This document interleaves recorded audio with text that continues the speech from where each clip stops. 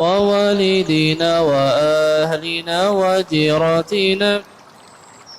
سيدي للعفو مفتقر، وقد أتيت ذنوبا لا عدد لها، كلا يبقي ولا يذر، والهم عن كل ما أبغيه أشغلني، وقد أتى خاضعا والقلب منكسر. أرجوك يا ربي في الدارين ترحمنا، بجاه من في يديه سبح الحجر. يا ربي أعظم لنا أجرا ومغفرة، باحل ليس ينحصر، واقضي ديونا لها الأخلاق ضائقة، وفرج الكرب عنا أنت مقتدر. وكن لطيفا بنا في كل نازلة، لطفا جميلا به الأهوال تنحسر. بالمصطفى المجتبى خير الأنام، ومن جلالة نزلت فيه سور. ثم الصلاة على المختار ما طلعت آلي وما قد شعشع القمر. ثم الرضا عن أبي بكر خليفته، من قام من بعده دين ينتصر. وعن أبي حفص الفاروق صاحبه، فصل في أحكامه عمر. وجل عثمان ذي النورين، من كملت المحاسن في الدارين والظفر. كذا علي مع ابنيه وأمهما، أهل العباء كما قد جاءنا الخبر. سعد سعيد بن عوف طلحة وأبو بيدة وزبير سادة غرار. وحمزة وكذا العباس سيدنا، حبر من زالت به الغيار. والآل والصحب والأتباع قاطبة، ليل الدياج أو باد السحر. مع الرضا منك في عفو وعافية، وحسن خاتمة إن ينقضي العمر. بسم الله الرحمن الرحيم. الحمد لله رب العالمين، وبه نستعين على أمور الدنيا والدين، وصلى الله وسلم على أشرف الأنبياء والمرسلين سيدنا ومولانا محمد وعلى آله وصحبه أجمعين. نوينا تعلم التعليم والتذكر والتذكير والنفع والانتفاع والإفادة والاستفادة والحث على التمسك بكتاب الله وسنة رسوله، والهدى ودلالة على الخير ابتغاء وجه الله ومرضاته وقربه وثوابه. Minggu yang semalam masih tentang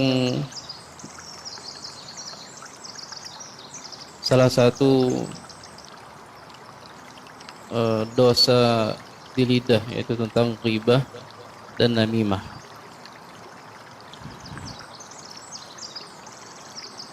Al-Imam Ibnu Hajar Al-Haytami di dalam kitabnya Az-Zawajir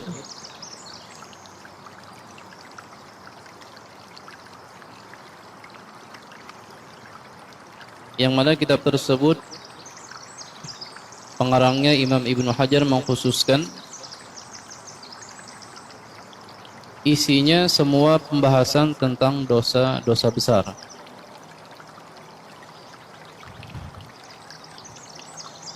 Dan ghibah beliau sebutkan di situ dosa besar yang ke 249, 248 dan 249. Jadi dosa besar yang ke-248 kata Ibnu Hajar yaitu ghibah. Kemudian berikutnya yaitu mendiamkan orang yang menggibah. Jadi 248 ghibah, 249 dosa orang yang membiarkan orang menggibah. Jadi banyaklah di kitab Az-Zawajir an iqtirafil kabair ya.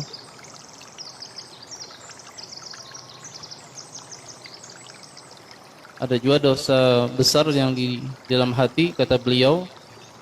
Kalau salah hitungan yang ke-20, kata beliau, dosa besar yang ke-20 yaitu meninggalkan bersyukur.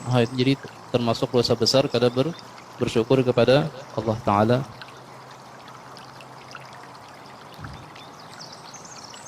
Diriwayatkan oleh Al-Imam Al-Asbahani,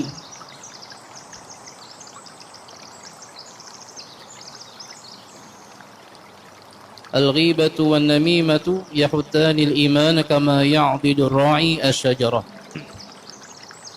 Bermula ghibah dan namimah itu akan mengikis keimanan sebagaimana mengikisnya seorang penebang pohon akan ranting-rantingnya.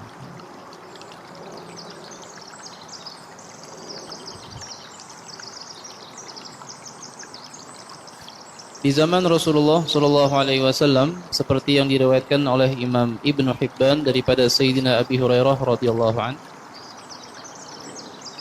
ada seorang laki-laki datang kepada Rasul. Kemudian orang ini bepadah lawan Nabi, wahai Rasul, ulun ini tegawi dosa besar,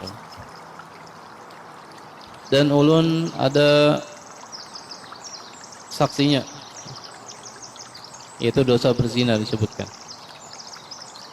Tapi di saat itu Rasulullah kada meherani. Kemudian laki-laki tersebut datang lagi, kemudian kata Nabi, apa yang kamu hendak jadi datang ke sini pulang? Lalu ujar laki-laki tersebut, ulun hendak dihukum sesuai syariat pian. Uridu an tutahhirani, ulun hendak pian membersihkan dosa ulun. Ya sudah, kata Nabi, maka kalau ikam hendak bertaubat supaya dibersihkan, hukumannya dalam syariatku harus dirajam, kata Nabi. Akhirnya diperintahlah beberapa sahabat untuk mengeksekusi laki-laki tersebut.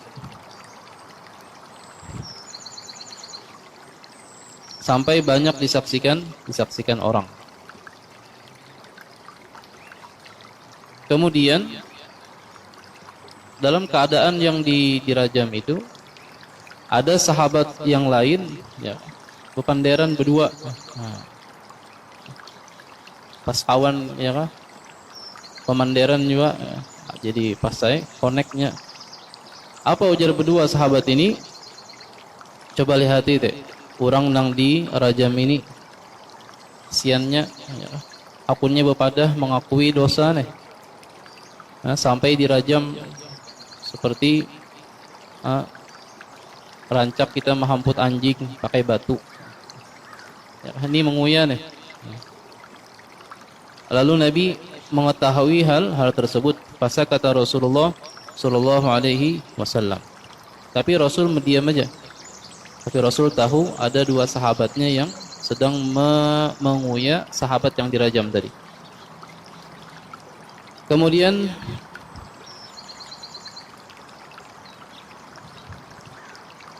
Nabi berjalan, kemudian lewat dengan bangkai keledai, binatang keledai. Kemudian Nabi memanggil sahabat yang lain, mana si fulan dan si fulan, yaitu dua orang yang tadi menguya sahabat yang dirajam tadi.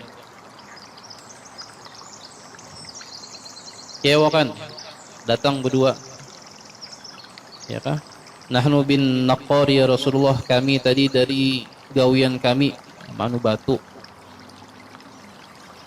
Lalu ujar Nabi, kula min jifati hadzal himar, awalah makan bangkai keledai ini, kata Nabi. Makan kalian berdua bangkai ini. Ini Nabi, artinya Nabi ini sarikan, ya. Lalu yang berdua tadi, ya Rasulullah, siapa yang bisa memakan ini bangkai? Lalu kata Nabi, maniltu ma min 'ardi hadzal rajul anifan asyaddu min akli hadhihi min hadhihi al-jifah. sungguh yang engkau omongkan, ha, yang tadi barusan kepada laki-laki yang dirajam tadi, ha, apa yang kalian ngomongkan tadi itu lebih bangkai daripada bangkai yang ada di hadapan engkau. Fawalladhi nafsi biyadihi, maka Nabi bersumpah setelah itu, maka demi Allah kata Nabi, orang yang engkau omongkan tadi, yang dirajam tadi, sahabat yang dirajam tadi nih, innahu al-ana fi anharil jannah yanghamisu fiha. Sekarang aku sudah melihat dia nanti di surga, masuk dalam surga, berenang di sungai-sungainya. Artinya sudah diampuni Allah Ta'ala dengan sebab dia mengakui dosanya. Sekarang ujian Nabi apa? Sudah aku lihatnya nanti berenang di sungai surga. Sayyidina Anas radhiyallahu anhu, beliau mengatakan Rasulullah bersabda, "Man hama an irdi akhihi fid dunya, ba'athallahu azza wa jalla malakan yaumal qiyamati yahmihi minan nar." Siapa saja orang yang menjaga kehormatan saudaranya, ini yang ada mendiamkan orang yang menggibah, ya. Ba'athahullahu azza wa jalla malakan, Allah Ta'ala akan mengirimkan untuknya nanti di hari kiamat, akan malaikat yang menjaganya daripada api neraka. Disebutkan oleh Imam Qatadah, dzukira lana anna 'adzabal qabri thalathatu atlath. Kata beliau, siksa kubur ada tiga bahagian. Seperti itu juga disebutkan oleh Al-Habib Muhammad Al-Haddar. Thuluthun minal ghibah, sepertiga daripada ghibah. Wa thuluthun minal baul, sepertiga daripada kencing. Wa thuluthun minan namimah, sepertiga daripada namimah. Jadi siksa kubur di antara penyebabnya ada tiga. Sepertiga ghibah, sepertiga dari kencing, sepertiga namimah.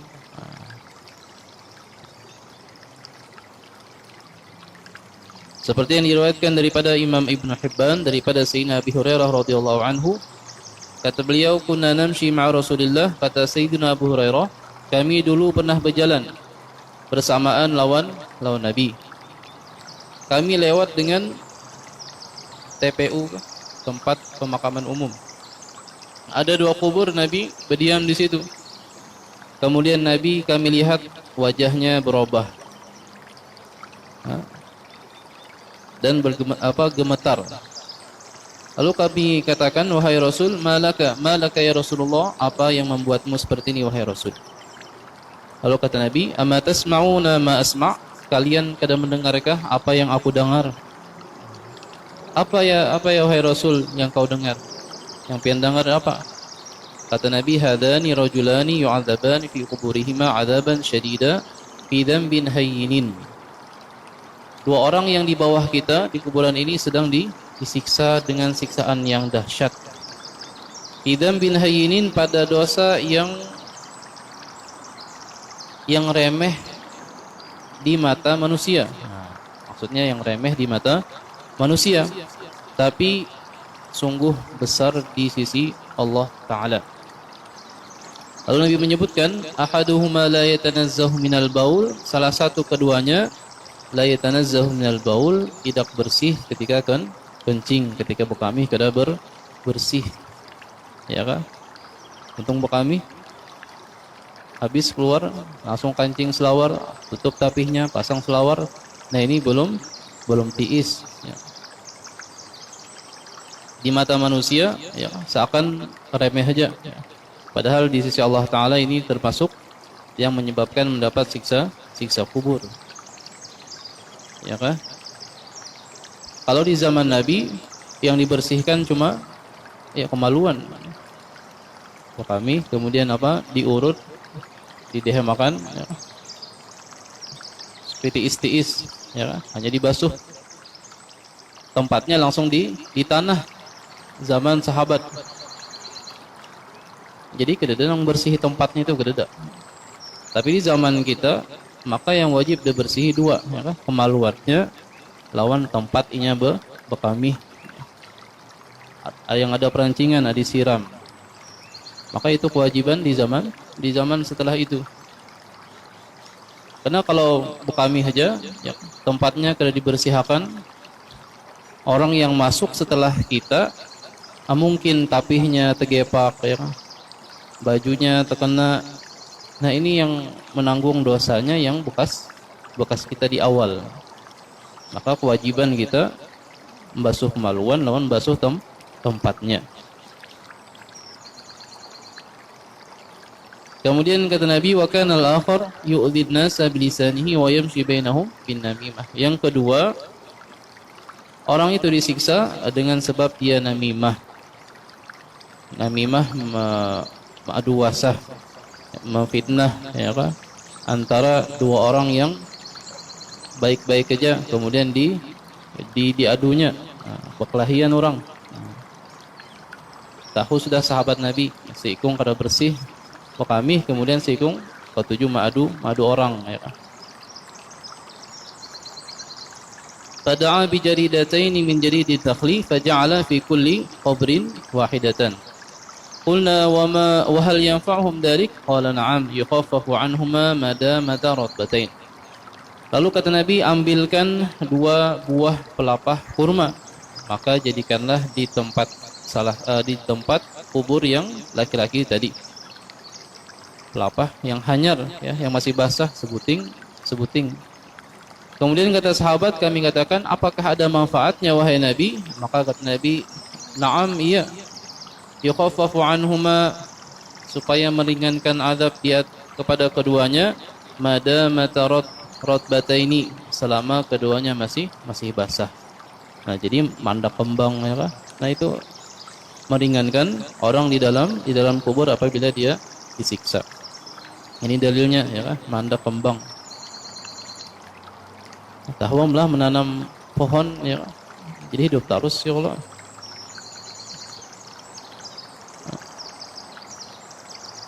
Mungkin pohon yang akarnya kada ganal. Punya pohon mangga, ya kan?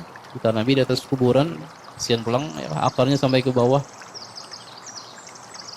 Mungkin pohon-pohon yang yang akarnya biasa aja tah. Jadi hidup terus, ya Allah.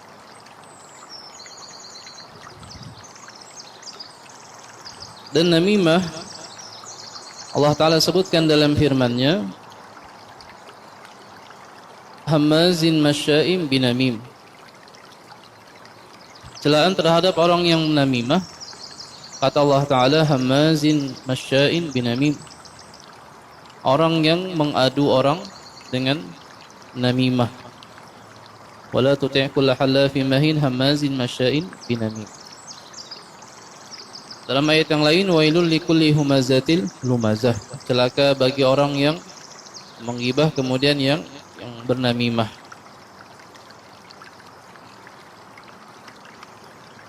Mengadu orang, orangnya bagus saja, kemudian diadunya, difitnahnya,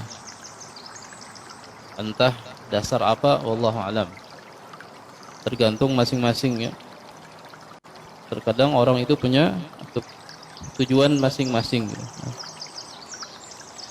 Allah Ta'ala dalam surah Lahab, Abu Lahab, menceritakan tentang istrinya Abu Lahab.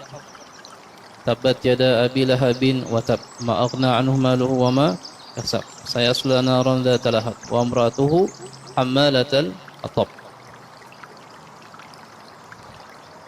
Abu Lahab, ya kan?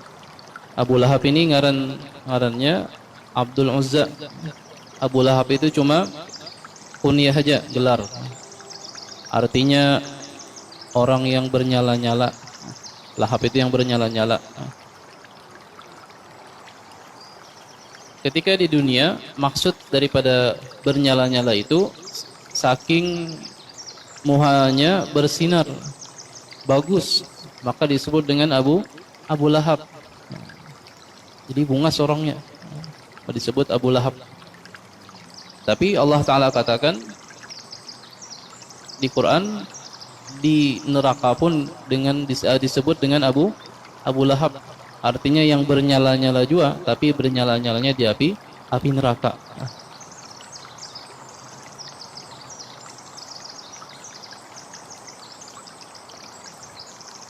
Beliau punya istri namanya Ummu Jamil.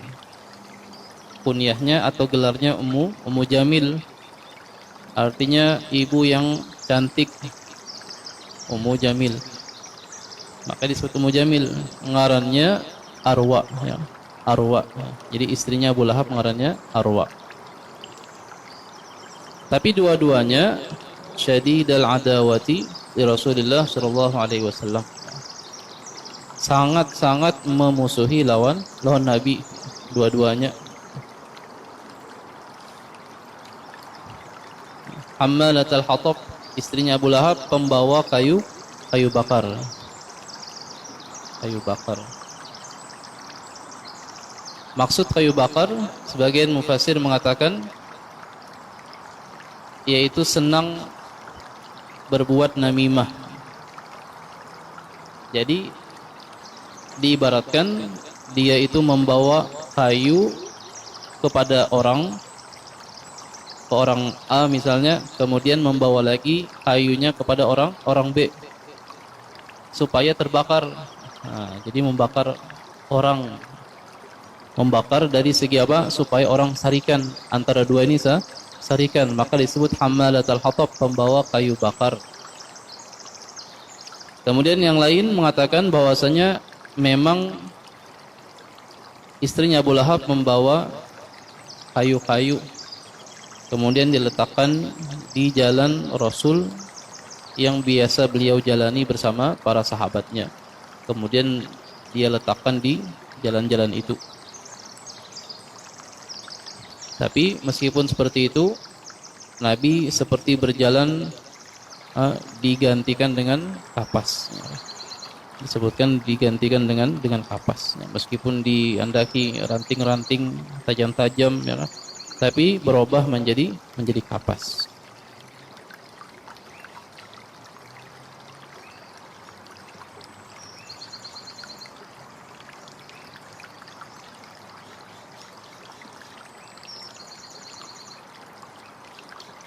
Al-Imam Bukhari dan Imam Muslim meriwayatkan Rasulullah bersabda, la yadkhulul jannata nammam, tidak masuk surga orang yang mengadu orang, nammam. Dalam riwayat yang lain, la yadkhulul jannata qattat. Jadi ada nammam, ada qattat.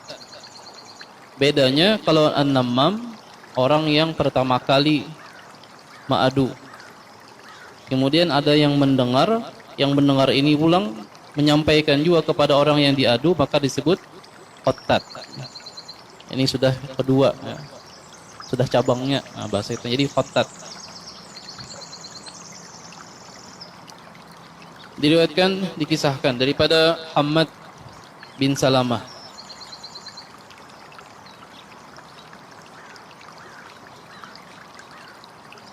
Beliau menceritakan ada seorang laki-laki yang punya budak. Bahari ada budaknya. Untuk dijadikan pekerja, ya, mencari duit. Lalu orang tersebut menjual budaknya. Datang orang, sudah aku nukari budak ini. Ya silahkan ajarnya. Tapi budak ini mempunyai aib. Aibnya apa? Yaitu ketujuh namimah, ketujuh madu orang. Ujian yang hendak menukar ini, itu gampang aja itu. Ada aib benar. Akhirnya sudah ditukari, kemudian jadi budaknya, jadi pelayannya, jadi pembantu di rumahnya. Karena tadi sudah dipadahkan aibnya senang dengan adu domba. Ternyata memang budak tersebut di dalam rumah orang tadi punya istri. ada niatan hendak mengadu antara suami dan istrinya. Ujar si budak lawan bininya nang menukari tadi. Tuan-tuan jadi. Pian tahukah? Laki pian itu kada ketujuh lawan pian. Sudah dulak bahasanya. Sudah dulak.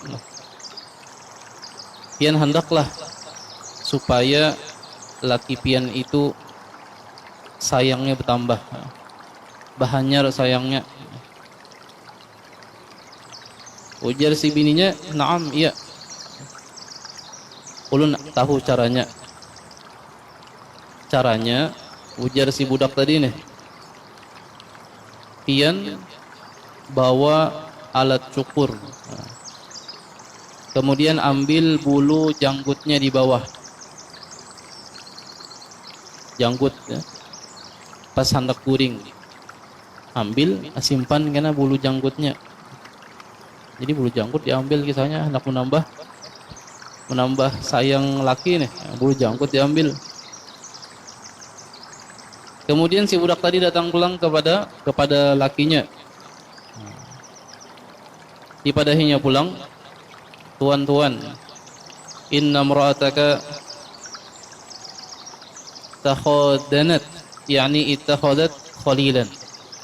Tuan-tuan, istri pian ini main serong. Dia selingkuh lawan laki-laki lain. Nah, ini ketahuan benar ya kalau hendak ma'adu antara suami istri. Pian hendak tahulah kenyataannya bahwasanya inya itu bermain serong, bujur inya selingkuh. Lalu dia si tuannya, "Iya, aku hendak tahu."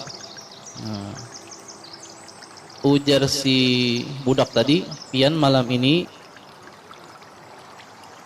jangan guring, kisahnya aja guring. Ulun tahu bini pian kena hendak membunuh pian pakai alat cukur." Pakai alat cukur hendak membunuh pian. Si lakinya nih juga. Nah,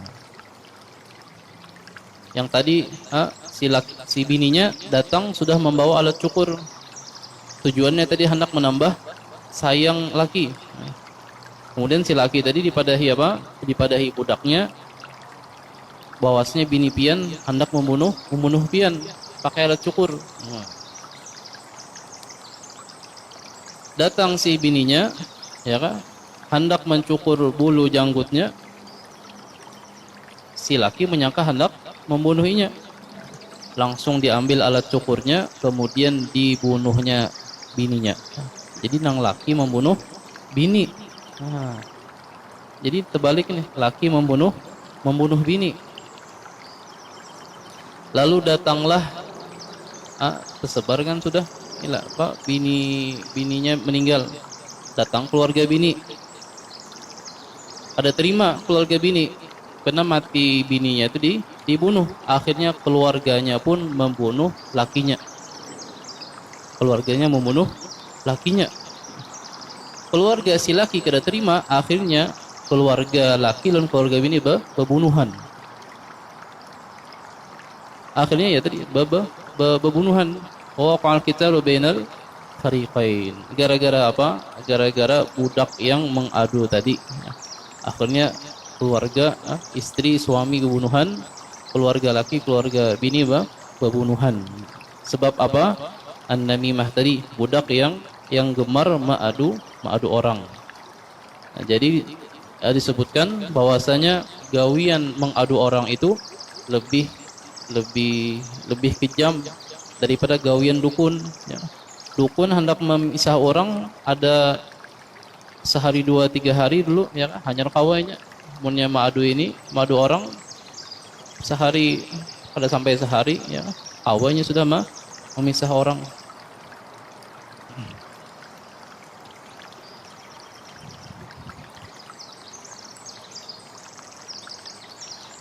Kemudian diceritakan bahwasanya ada seorang laki-laki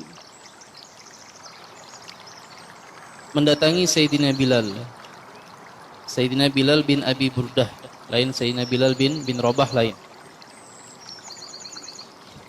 Mengadu dengan seseorang Jadi hendak diadunya orang dengan Sayyidina Bilal bin Abi Burdah. Lalu ujar Bilal ini, ya kan, Sidin kadang menerima mentah-mentah. Hadangi dulu je Sidin. Ikam berdiam di sini, aku hendak memeriksa Ikam. Nah, Ikam ini dari mana asalnya? Abah mama Ikam siapa? Jadi sampai ke itunya diperiksa Sidin. Diteliti-teliti Sidin, ternyata yang datang kepada Sidin yang hendak ma'adu lawan orang, ternyata anak hasil daripada anak perzinahan. Kemudian ada perkataan Sayyidina Abu Musa al-Asy'ari radhiyallahu an, kata beliau, la yanamu 'alan nas illa waladu baghid. Tidaklah berbuat namimah kepada orang-orang, tidaklah mengadu orang kecuali anak zina. Nah, jadi kata beliau, orang yang gawiannya namimah, mengadu orang, itu bisa dipastikan itu adalah anak hasil dari zina. Waruwiya anna Nabi sallallahu alaihi wasallam qala, dan diriwayatkan bahwasanya Nabi sallallahu alaihi wasallam bersabda, "Ala ukhbirukum bi syirarikum?" Qalu bala ya Rasulullah. Qala syirarukum al-masya'una bin namimah al-musiduna bainal ahibbah al-baghuna al-uyub. Kata Nabi, maukah aku beritahu kalian dengan orang yang paling jahat? Sahabat bertanya, inggih ya Rasul. Orang yang paling jahat adalah orang yang mengadu orang, namimah, yang mana mereka merusak antara orang yang saling sayang-sayangan, dirusak. Mereka lah yang mencari dan memalsukan aib-aib orang. Nah, jadi itu bahaya benar. Jadi hendak tahu orang itu anak zina, lihat gawiannya. Kalau tujuh namimah berarti anak zina. Itu perkataannya Abu Musa, Sayyidina Abu Musa al-Asy'ari radhiyallahu anhu wa ardhah. Dan itu ya, biasanya karena sudah kebiasaan banyak pander ya. Ketujuh bapander. Jadi pas terkumpul langsung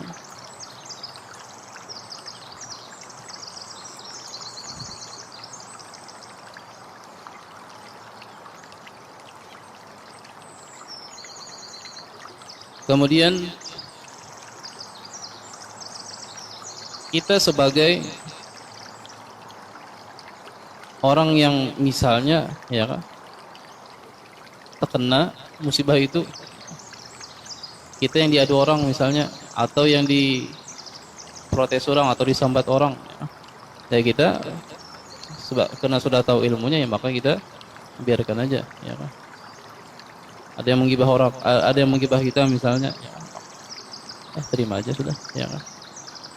Karena hakikatnya orang yang menggibah kita maka sama dengan memberi pahalanya kepada kita.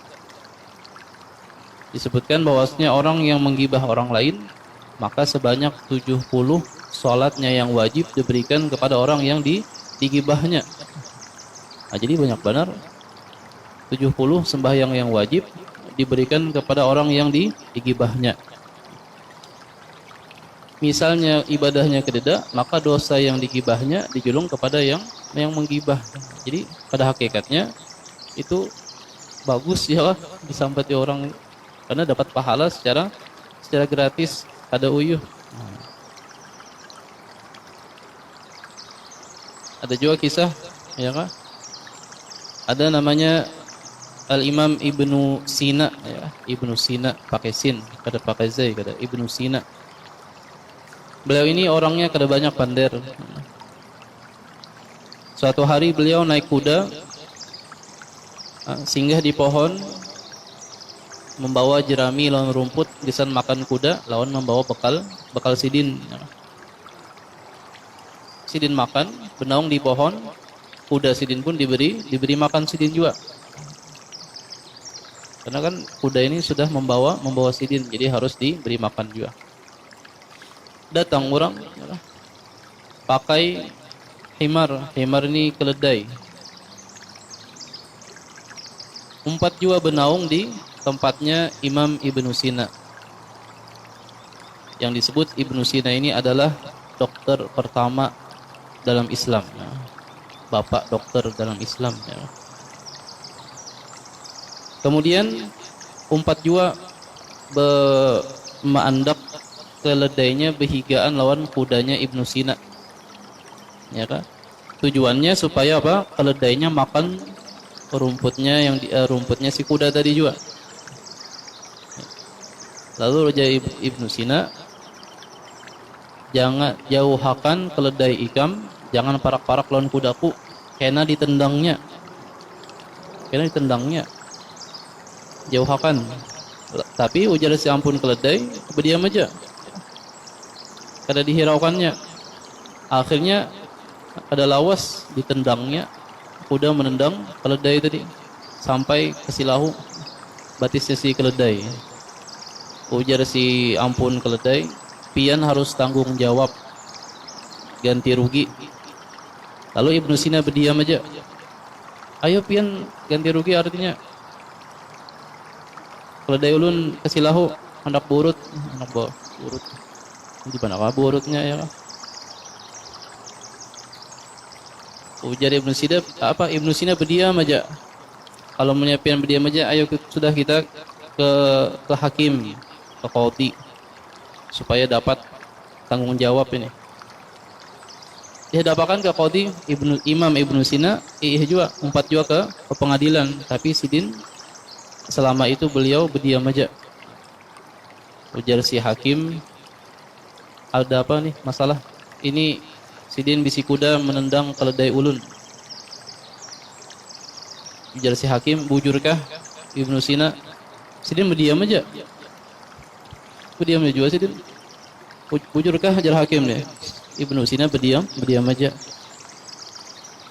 Ujar si hakim, menapuni lawan ampun keledai. Bisukah orangnya ini? Ujar si ampun keledai, kada bisu.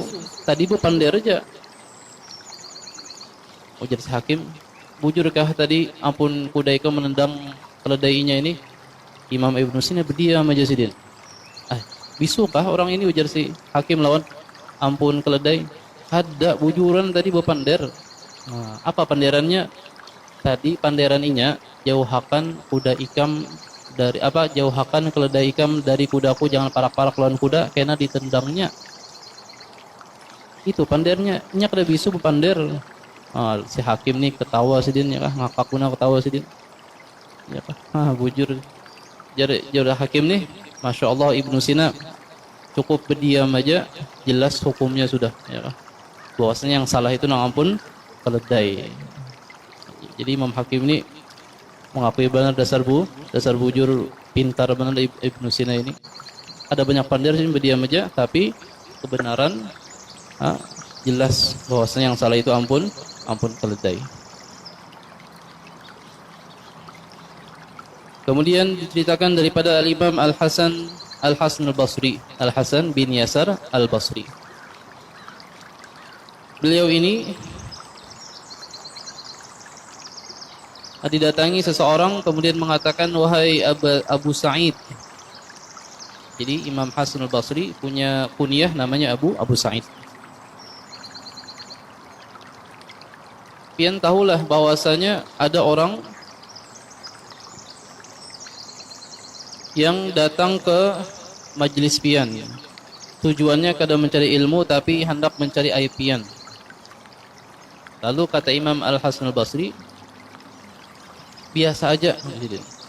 Kalau usah terlalu dimasalahkan, tapi dikenalkan itu biasa aja. Sambil sidin senyum. Ujar sidin apa?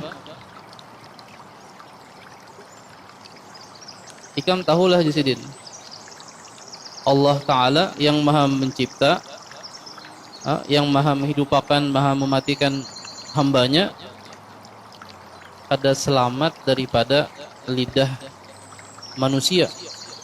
Kayak apa aku hendak selamat daripada lidah manusia. Artinya meskipun ada orang yang hendak menyambati sidin, ya, maka sidin biasa aja. Kenapa? Karena Allah Ta'ala aja ada yang menyambati, kayak apa aku aja sidin. Dan ini selaras dengan makna yang diriwayatkan daripada Nabi Musa alaihi salam Kata Nabi Musa kepada Allah Ta'ala, wahai Allah, coba pang ulun ini jangan sampai di penderakan orang, jangan digibah orang, jangan di apa-apa orang lah. Lalu Allah Ta'ala menjawab Nabi Musa, ya Musa, hadha syai'un lam af'alhu li nafsi fa kaifa af'aluhu bika. Ujar Allah Ta'ala, kan tahulah wahai Musa, itu kada aku gawi kepada zatku. Maka bagaimana aku gawi kepada ikam? Seandainya lau khassastu bihada ahadan la khassastu bihi nafsi. Andai aku berikan kepada seseorang dia itu terbebas daripada omongan orang, maka lebih bagus aku yang terbebas daripada omongan orang. Dan itu tidak bisa terjadi. Nabi saja ada yang diomongi orang lain, maka sampai apa? Allah Ta'ala. Jadi Nabi Musa suha juga kayak itu gitu. Tapi dijawab Allah Ta'ala, aku aja ada yang menyambat. Ya baik hendak supaya kada yang menyambat artinya. Ada juga loh apa? Orang sugih ya membangun kapalnya kuat benar aja. Saking sombongnya ketika ditanya kayak apa kekuatan kapal pian ini, ganalnya nih, mewahnya, dijawabnya, bah kuat benar kapalku ini sampai Tuhan pun kada kau meninggal makan. Nah sampai Tuhan pun kada kau meninggal makan ya. Ya apa? Saking sombongnya nih. Pas belayar tertabrak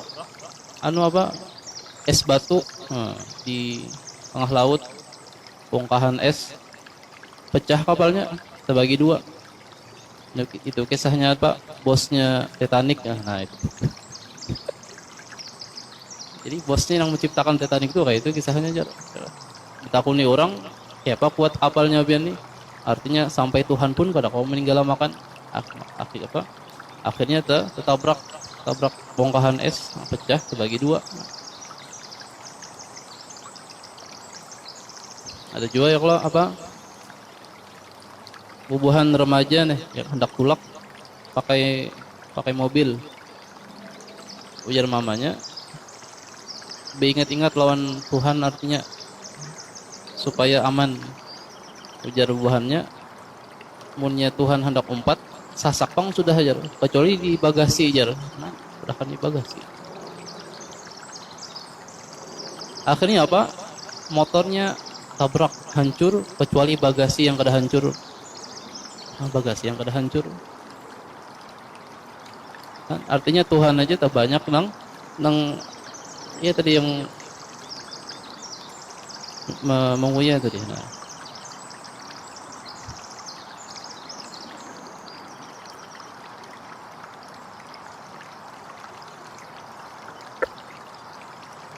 Kemudian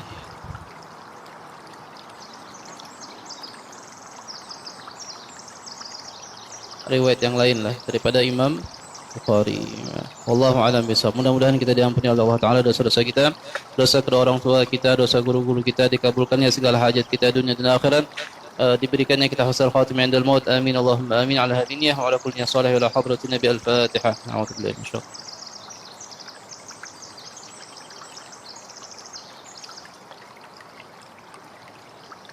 Bismillahirrahmanirrahim. Alhamdulillahirabbil alamin. Wassalatu wassalamu ala sayyidina Muhammad wa ala alihi washabbihi ajma'in. Allahumma ihdina bihudak waj'alna man yusari fi ridhak wa la tuwallina waliyan siwak wa la taj'alna mimman khalafa amraka wa 'asaq. Wa hasbunallahu ni'mal wakeel wa la hawla wa la quwwata illa billahil 'aliyyil 'azim. Sallallahu ala sayyidina Muhammad wa ala alihi washabbihi wasallam. Alhamdulillahirabbil alamin. Taqabbalallahu minkum.